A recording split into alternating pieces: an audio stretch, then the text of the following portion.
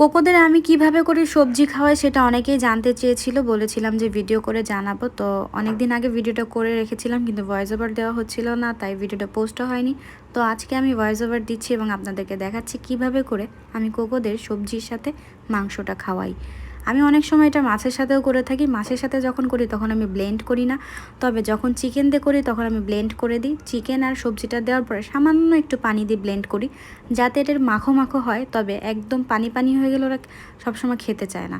তবে আমার বাচ্চাদেরকে পানি এমনি খাওয়ানো যায় না, তাই আমি ম্যাক্সিমাম টাইম একটু বেশি করে পানি দিয়ে ব্লেন্ড করি, যাতে করে ওরা পানিটাও ঠিকঠাক পরিমাণ খেতে পারে। তো ওরা চিকেন মনে করে পানিটাকে খায়, মানে চিকেনের ফ্লেভারের সাথে পানিটা খেয়ে ফেলে। তো এতে করে ওদের পানির ঘাটতিও থাকে না, আর চিকেনটাও খাওয়া হয়। আর অল্প চিকেন দিয়ে সবাইকেই আমি দিতে পারতেছি।